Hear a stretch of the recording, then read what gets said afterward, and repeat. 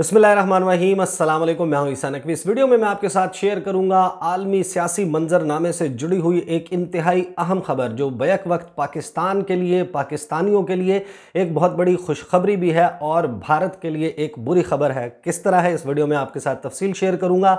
चीन ने पलटकर अमेरिका पर वार किया है। अमेरिकी सदर जो बाइडन की प्रेस कॉन्फ्रेंस को, जिसमें उन्होंने ऐलान किया था कि अब चीन के खिलाफ घेरा तंग किया जाएगा, उसको भी 24 घंटे नहीं गुजरे कि चीन ने एक ऐसा इकदाम उठाया है जिसने आलमी सियासी गेम में हलचल मचा दी है। चीन और ईरान के दरमियान 400 अरब डॉलर की खतीर रकम का मुआहदा हुआ है। इस मुआहदे की तफसीलात एक तो मैं आपके साथ शेयर करूंगा, फिर यह कि पाकिस्तान के लिए अच्छी खबर क्यों है, भारत के लिए बुरी खबर क्यों है, और फिर आने वाले दिनों में क्या होने जा रहा है, इसके हवाले से मैं गुफ्तगू करूंगा।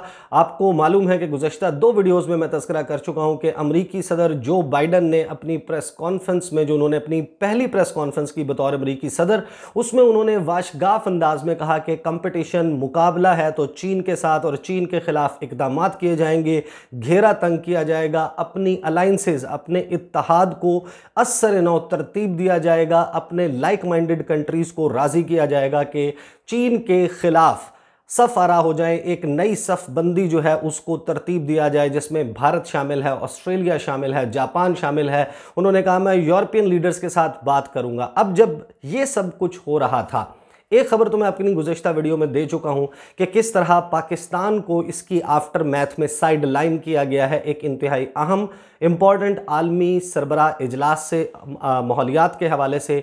जो बाइडन उसकी जो है मेज़बानी कर रहे हैं, आप गुज़श्ता वीडियो में उसकी तफसील देख सकते हैं। अभी आ जाते हैं कि ये जो बेसिकली अब डेवलपमेंट हुई है, जिस वक्त ये प्रेस कॉन्फ्रेंस हो रही थी उसके फ़ौरन बाद एंड उसी वक्त चीन के वज़ीर ख़ारजा वैंग जी, उन्होंने अपने दौरे का आगाज़ किया। वो तेहरान पहुँचे। तेहरान में उन्होंने अहम मुलाकातें की। उनकी मुलाकात हुई ईरान के सदर हसन रूहानी से, ईरान के वज़ीर ख़ारजा मोहम्मद जवाद ज़रीफ़ से और साथ ही अली लारीजानी से। अली लारीजानी जो हैं उनको अपॉइंट किया गया है एज़ फोकल पर्सन। जो सुप्रीम लीडर हैं ईरान के सैयद अली ख़ामनाई, उनके फोकल पर्सन होंगे ईरान और चीन के दरमियान इस मुआहदे के हवाले से। इस मुआहदे पर 2016 में उस वक्त काम शुरू हुआ था जिस वक्त चीन के सदर शी जिनपिंग ने ईरान का दौरा किया था। इसकी कोई तफसीलात सामने नहीं थी। 2020 में आपको याद होगा अराउंड जुलाई अगस्त की बात है, मैंने इसकी तफसीलात, जिस वक्त पहली इनिशियल तफसीलात सामने आई थी, कुछ तफसीलात मैंने शेयर की थी आपके साथ। अब वो मुआहदा बाकायदा तौर पर उस पर दस्तखत कर दिए गए हैं। 25 साल का एक स्ट्रेटेजिक पार्टनरशिप का मुआहदा है जो चीन और ईरान के दरमियान तय पा गया है। अभी तक जो तफसीलात सामने आई हैं उनके मुताबिक चीन 400 अरब डॉलर्स की खतीर रकम ईरान में इन्वेस्ट करेगा, ईरान की पोर्ट्स में, ईरान के में जो इंफ्रास्ट्रक्चर का शोबा है, साइंस और टेक्नोलॉजी का शोबा है, अस्करी शोबा है उसमें, और इनके दरमियान मिलिट्री कोऑपरेशन को, इनके नेवल कोऑपरेशन को एनहांस करने का, एक नई बुलंदी पर ले जाने का इरादा किया गया है। बदले में ईरान को क्या करना होगा? ईरान को अगले 25 सालों के लिए हैवीली डिस्काउंटेड प्राइसेस के ऊपर तेल की तरसील करनी होगी, तेल की फराहमी यकीनी बनानी होगी चीन को। अब ये दोनों ममालिक, चीन और ईरान, इनके ऊपर अमेरिका की तरफ से आप कह सकते हैं कि उसकी ब्लैक लिस्ट में शामिल है। मुख्तलिफ तजारती पाबंदियाँ इनकी जद में हैं ये दोनों ममालिक, लेकिन जो टफर सेंक्शंस हैं, कहा जा सकता है जो ज़्यादा सख्त पाबंदियां हैं, उनका शिकार है ईरान। अब इसके जो नतीजा है उसका नतीजा सामने है कि कुदरती तौर पर ईरान और चीन ये दोनों एक दूसरे के करीब आए, क्योंकि इन दोनों की अमेरिका के साथ नहीं बनती। अब जो 25 साल तक जो तेल की फराहमी है उसके लिए ऑप्शंस क्या हैं? एक ऑप्शन ये है कि ईरान के जो साहिल हैं, ईरान के जो पोर्ट्स हैं, वहाँ से तेल बरदार जहाज़ रवाना हों, स्ट्रेट ऑफ हुर्मुज़ को इस्तेमाल करते हुए वो अरेबियन सी में दाखिल हों, इंडिया को एनसर्कल करते हुए ट्रांसशिपमेंट के लिए श्रीलंका की पोर्ट्स पर रुकें, जो कि ओबोर का one belt and one road का हिस्सा है, जो BRI प्रोजेक्ट है चीन का, उसका हिस्सा है। वहाँ से ट्रांसशिपमेंट के बाद ये जहाज़ जो है दोबारा रवाना हो और फिर स्ट्रेट ऑफ मलाका, जो कि इंडोनेशिया और मलेशिया के साथ से गुजरती हुई एक तंग आबी गुजरगाह है, वहाँ से साउथ चाइना सी में दाखिल हो ये जहाज़ और फिर चीन पहुंचे।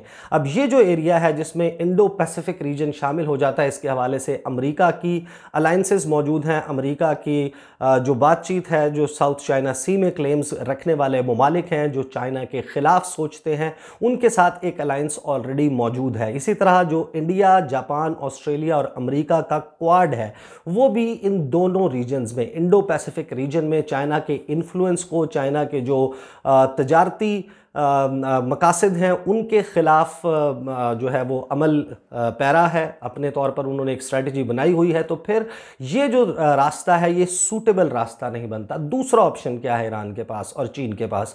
वो ऑप्शन ये है कि जो ज़मीनी रास्ता है वहाँ से ईरान से तेल जो है वो उसको या तो ट्रेन के ज़रिए या फिर एक ऐसे ट्रैक के ज़रिए या फिर उनको टैंकर्स में दाखिल हों वो ताजिकिस्तान में, ताजिकिस्तान से उज़्बेकिस्तान, उज़्बेकिस्तान से किर्गिज़स्तान, वहाँ से काज़किस्तान और फिर उरुमची के रास्ते चीन में दाखिल हों। वहाँ पर उनको ऑयल रिफाइनरी की भी ज़रूरत होगी और फिर वहाँ से उनको पूरे चीन में इस तेल को सप्लाई करने के लिए भी एक नेटवर्क बनाना पड़ेगा। तो ये ऑप्शन भी क्योंकि 4 से 5 ममालिक शामिल हो जाते हैं फिजिबल नहीं है। तीसरा ऑप्शन क्या है? तीसरा ऑप्शन ये है कि अफ़गानिस्तान के रास्ते जो है वो इस तेल की तरसील जो है वो मुमकिन बनाई जाए और या तो बिल्कुल closer to the border Pakistan में दाखिल होकर पाकिस्तान से आगे जाया जाए या फिर उसके अलावा जो वाह खान की पट्टी है और उस एरिया को इस्तेमाल करते हुए वहाँ से तेल भेजा जा सके। क्योंकि अफ़गानिस्तान की सूरत हाल ज़्यादा बेहतर नहीं है तो फिर ऑप्शन क्या बचता है? और यहाँ से शुरू होती है पाकिस्तान के लिए, पाकिस्तानियों के लिए अच्छी खबर।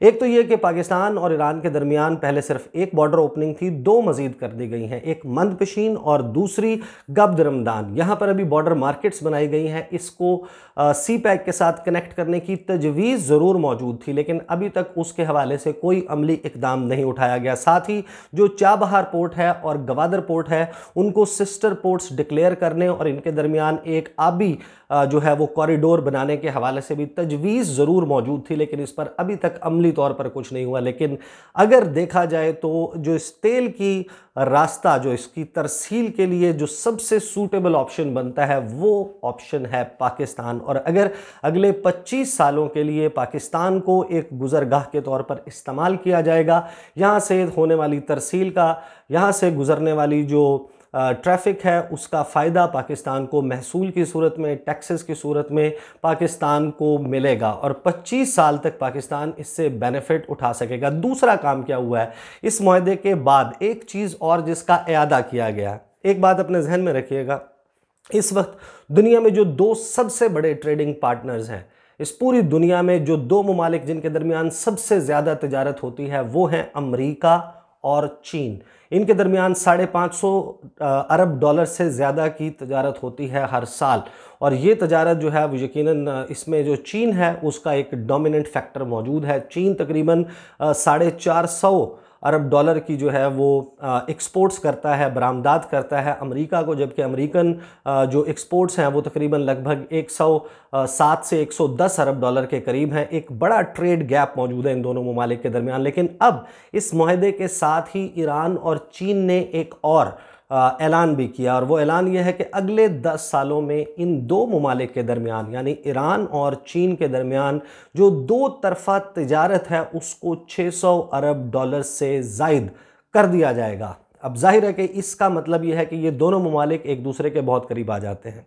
अब दोनों फैक्टर्स, 2 से 3 मज़ीद फैक्टर्स जो है वो मैं आपके सामने रख देता हूँ कि होगा क्या कि चीन जो है उसके जब अस्करी कोऑपरेशन बढ़ेगा, जब उसकी जो बेसिस हैं, ईरान के जो पोर्ट्स हैं वहाँ तक उसकी रसाई होगी चीन की, तो एक तो जो दुनिया का सबसे बड़ी तेल की आबी गुजरगाह है जिसको स्ट्रेट ऑफ हॉर्मज़ कहा जाता है, स्ट्रेट ऑफ हॉर्मज़ से दुनिया में एक बहुत बड़ी सप्लाई होती है ऑयल की। यहाँ पर इसके सर के ऊपर चीन का बैठना, ख़ास तौर पर ऑन दी अपोजिट साइड जब हम देखते हैं तो बहरीन और मुत्तहिदा अरब अमारात और जो खलीजी ममालिक हैं वहाँ पर अमेरिका की नेवल प्रेजेंस बहुत ज़्यादा मौजूद है, उनकी नेवल बेस मौजूद है, उनकी स्ट्रेटेजिक इंस्टॉलेशंस मौजूद हैं। एक तो उसके बिल्कुल सामने चीन आकर बैठ जाएगा, वो अपने जो इंटरेस्ट हैं गवादर पोर्ट के हवाले से, बेल्ट एंड रोड इनिशिएटिव के हवाले से उनको भी वहाँ से सेफ गार्ड कर सकेगा। दूसरा, जो अहम काम होगा कि भारत के पास अब क्या ऑप्शन बचेगा। भारत के पास पहली बात, भारत की छुट्टी होगी क्योंकि मुखासमत मौजूद है चीन और भारत के दरमियान। भारत जो है वो इस रीजन में अमेरिका की गेम खेलता है। भारत के लिए जो है अब एक ज़मीन जो है वो तंग पड़ेगी ईरान की। भारत का पहला तो ये ख्वाब जो है वो चकनाचूर होगा कि वो ईरान को एक तजारती गुजरगाह के तौर पर इस्तेमाल कर सके और सेंट्रल एशियन मार्केट्स तक रसाई हासिल कर सके। चीन इस इन्वेस्टमेंट के बदले में हो ना हो इस जो भारतीय ख्वाब है इसकी राह में रोड़े ज़रूर अटकाएगा और ईरान के स्टेक्स क्योंकि इतने ज़्यादा हो जाएंगे तो उसको चीन की ये बात मानना पड़ेगी। एक तो भारत जो है वो ईरान को एक गुजरगाह के तौर पर इस्तेमाल नहीं कर सकेगा। इसी तरह चाबहार में जो एक गढ़ बनाना चाह रहा था भारत के, उसके ज़रिए सबोताज किया जा सके चाइना पाकिस्तान इकनॉमिक कॉरिडोर को और बलूचिस्तान में इंसर्जेंसी क्रिएट की जा सके, तो ज़मीन तंग पड़ेगी। भारत ये काम भी ईरान के ज़रिए नहीं कर पाएगा। इसी तरह भारत जो है वो ईरान के रास्ते जो चाबहार से जाहिदान का रास्ता है और जाहिदान से ऑनवर्ड इनटू अफ़गानिस्तान भारत चाहता है वो रसाई, उसमें भी मुश्किल और मसाइल आ सकते हैं। अब जो ख़ास तौर पर यूरोपियन मार्केट्स हैं, सेंट्रल एशियन मार्केट्स हैं, यहाँ पर तजारत करने के लिए भारत के पास एक कंपेटिटिव अगर ऑप्शन बचता है तो वो है पाकिस्तान और वो है चीन। भारत के जो इंडस्ट्रियलिस्ट हैं, भारत का जो ग्रोअर है, भारत का जो प्रोड्यूसर है, अगर उसको आसान तरीके से और अर्जा नरखों के ऊपर रसाई चाहिए इन मंडियों तक, तो फिर उसको इस्तेमाल करना पड़ेगा चाइना पाकिस्तान इकनॉमिक कॉरिडोर, क्योंकि ईरान में आपको बता चुका हूँ अब सूटेबल नहीं रहेगा। भारत को या तो आबी रास्ते से एक ज़्यादा वक्त में उसको रसाई मिलेगी और ज़्यादा पैसे लगाकर रसाई मिलेगी इन मार्केट्स तक, और अगर उसके जो ग्रोअर्स हैं, प्रोड्यूसर्स हैं, इंडस्ट्रियलिस्ट हैं, ट्रेडर्स हैं, जो उसके एक्सपोर्टर्स हैं बेसिकली, उनको अगर कंपीट करना है, जब ईस्ट और वेस्ट के दरमियान एक कनेक्शन पाकिस्तान के रास्ते इस्टेब्लिश हो जाएगा तो लामहला उन्हें ज़रूरत पड़ेगी पाकिस्तान और चीन की। झुकना पड़ेगा भारत को इन दोनों ममालिक के सामने, इनकी टर्म्स पर आना पड़ेगा, चाइना पाकिस्तान इकनॉमिक कॉरिडोर को भी तस्लीम करना पड़ेगा, बेल्ट एंड रोड इनिशिएटिव को भी मानना पड़ेगा। सिर्फ इस सूरत में उसकी रसाई आसान तरीके से इन मंडियों तक हो सकेगी, वरना इनका जो इनके एक्सपोर्टर्स हैं वो बिल्कुल किसी भी सूरत कंपीट नहीं कर पाएंगे, वो मार्केट में उनके रेट को मैच नहीं कर पाएंगे, क्योंकि जो उनकी फ्रेट चार्जेस हैं, जो उनको पैसा लगाना पड़ेगा इन मंडियों तक रसाई के लिए, उनके लिए मुमकिन नहीं होगा कि वो अच्छा मुकाबला कर सकें दीगर एक्सपोर्टर्स का। इंतहाई बड़ी डेवलपमेंट है, पाकिस्तान के लिए अच्छी खबर है। और फिर इसका एक पहलू मज़ीद जो है, जो इजरायली मीडिया है, मैंने उसको भी फॉलो किया, वो इसको किस तरीके से देख रहा है। वो ये कह रहा है कि चीन का जो इन्फ्लुएंस है मिडल ईस्ट में वो बढ़ेगा इस इन्वेस्टमेंट के बाद, और अमेरिका का असर व रसूख कम होगा। अमेरिका के जो इंटरेस्ट हैं, मफादात हैं इस खित्ते में, वो ख़त्म होंगे, कम होंगे। और साथ के साथ एक और इंतहाई अहम खबर जो है वो उभर कर सामने आएगी, वो ये कि जो बाइडन ने ऐलान किया है कि वो joint comprehensive plan of action, जो ईरानियन न्यूक्लियर डील जिसको कहा जाता है, जो कि P5+1 के दरमियान और साथ में ईरान के दरमियान एक आलमी डील थी, सदर ओबामा के दौर में की गई थी, और फिर डोनाल्ड ट्रंप उससे बैकआउट कर गए थे। उस डील को दोबारा रिवाइव करने के लिए ईरान को जो जाहिर है कि एक एज मिला है, एक ब्रीदिंग स्पेस मिला है इस इतनी बड़ी डील के बाद, कि ईरान के पास अब ज़्यादा कार्ड्स मौजूद हैं और ईरान अपनी टर्म्स जो है उसको किसी हद तक मनवाने में कामयाब हो जाएगा। अदरवाइज़ ईरान के पास कोई ऑप्शन नहीं था कि वो अमेरिका की और आलमी ताकतों की तमाम शराइत माने, जब ही ये मुमकिन होगा कि उसको तेल की दीगर दुनिया को फराहमी, तजारत के हवाले से पाबंदियाँ जो हैं वो हटवा कर अपने लिए एक